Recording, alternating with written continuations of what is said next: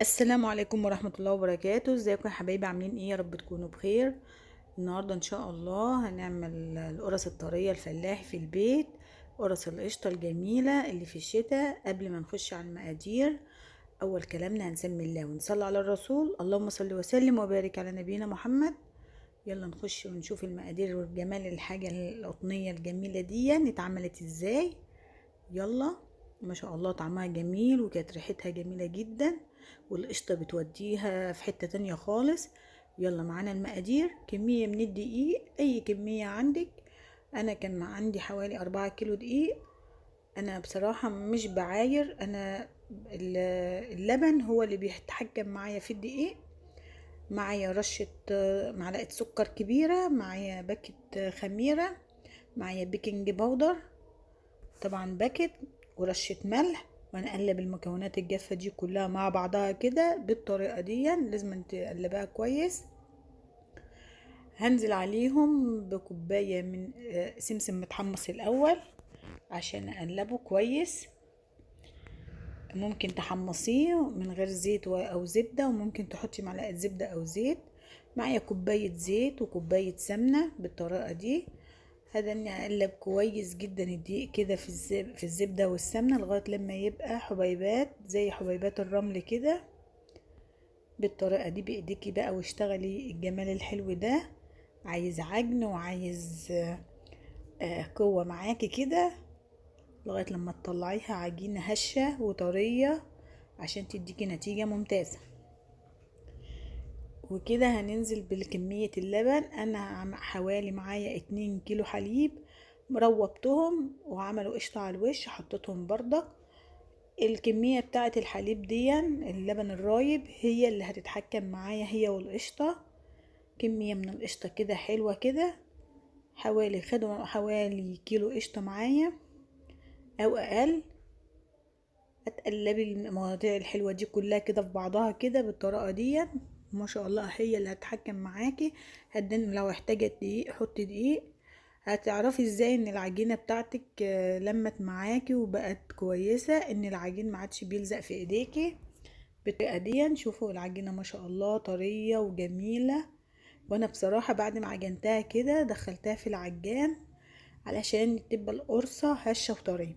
ما عندكيش عجان هتدنك تعجني فيها كمان شوية كده بالطريقة دي. ما عادتش ملزقة في ايديا وعادت طرية. ودلوقتي هسيبها حوالي ربع ساعة ترتاح، وبعد كده هقوم بتقطيعها عبارة عن كور صغيرة كده. طبعا هنقطع الكمية كمية معاكم علشان طبعا مينفعش تقطعيها كلها مرة واحدة. هناخد قطعة من العجينة كده لوحدها ونغطي على الصاج على الطبق بتاعنا بالطريقة دي. شوفوا ما شاء الله بعد ما دخلتها العجان بقت ما شاء الله عجينة كده ملبن. هبدأ اقطع كده الكمية الدايرة اللي انتي عايزاها، حبها كبيرة حبها صغيرة دي حاجة ترجعلك. هقطع الكمية دي كلها كده بنفس الطريقة. طبعا انا مغطية على بقية الكمية علشان ما تعملش قشرة ولا تنشف معايا وشها كده ويبقى طري زي اول كورة تبقى زي اخر كورة. وطبعا بعد ما هخلص الكمية دي اللي معايا هبدأ معاكم ان انا اشكل الكور دي. لازم ان انتي تفرغي الهواء منها كده بالطريقة دي. يلا اللي وصل معايا لغاية هنا ما ينساش يشترك في القناة ويفعل زر الجرس ليوصل لكم كل جديد. بصراحة الحاجات دي بتبقى حلوة في الشتاء وكفاية ريحة المطبخ بتاعك، تحسي بالدفى كده وريحة المخبوزات بتبقى جميلة والأولادك بيحبوها وتنفع فطار أو عشاء خفيف كده بسيط. خلصت الكمية اللي معايا كده بالطريقة اللي معاكم كده، وهبدأ بقى ان انا اشكل العجينة بتاعتي. ما شاء الله العجينة لوز اللوز كده حاجة بسيطة. ما شاء الله اعجني. اهم حاجة في المخبوزات انك تعجني كويس العجينة عشان تديكي قرصة هشة وطرية وما تكونش ناشفة.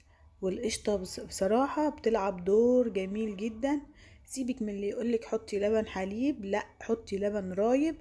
شوفوا سمك الكحكة بتاعتي، القرصة بتاعتي دي طريقة ممكن ان انت تصغري الفردة بتاعتك، او ان انت تصغري الكرة اللي انت مشكلاها. هبدأ ان انا ابطط كده على الرخامة، واخد من على الرخامة احط على الصينية بتاعتي. طبعا الصينية مش مدهونة اي حاجة، ودي كانت اول صينية معايا. طبعا اول صينية هي اللي هتتسوى اول حاجة. هبدأ بقى اعمل على الصينية على طول كده عشان ما نقلش العجينة، وده اسهل حاجة، هو طريقة سهلة وبسيطة للمبتدئين. وهسيبها مكانها كده اهي ما شاء الله. اهم حاجة ما ترفعيش القرصة بتاعتك علشان ما تبقاش رقيقة معاكي. وادي الكمية بتاعتي، اكمل بقية الكمية بنفس الطريقة. والصينية الاولانية هي اعملوا حسابكم ان هي اللي هتسوى الاول. وادي شكلت الصينية هي، وما شاء الله كمية 4 كيلو دقيق عملت معايا كمية حلوة ما شاء الله، وكانت ريحة كويسة، والموضوع كان ماشي كويس لغاية دلوقتي. اهم حاجة ما تلزقيش القرصة جنب القرصة جامد، علشان ما تلزقش في بعضها وتيجي تستوي تديكي منظر مش كويس ولا دايرة كويسة. ما شاء الله كان فاضل معايا كام حاجة كده حطيتهم. طبعا محدش يقول لي في التعليقات ان انا هسوي في الصينية دي، لا طبعا نقلتهم في صاج. وادي ساعة التسوية ما شاء الله درجة حرارة 200. وبعد ما بتدي وش من بيستوي قعر القرصة، بتروحي عاملة طبعا مشغلة الشواية من فوق. ودي الكمية ما شاء الله كانت كمية معايا، ودي اللي صورته معاكم. واللي وصل معايا الفيديو لغاية هنا ما ينسانيش في اللايك. انا بصراحة بتعب في الشغل، ودعموني بدعوة حلوة كده واشتراك في القناة. شوفوا ما شاء الله القرصة ما شاء الله جميلة جدا وطرية، حاجة لوز اللوز كده. شوفوا ما شاء الله، شوفوا حاجة كده هشة هشة جامد بصراحة وجميلة. اهم حاجة انك تعجني كويس المخبوزات، طعمها جميل جدا، والقشطة بتخليها طرية خالص. وعلى فكرة دي وش قشطة وش اللبن. كل ما تغلي لبن حطيه في التلاجة وتاني يوم شيل. والموضوع كان ماشي معايا كويس جدا، وقدر الله ما شاء فعل. في التسوية بقى نسيت الشواية فوق، خدي بالك من الموضوع ده علشان بيتحرق القرص. يلا ان شاء الله اشوفكم في فيديو جديد.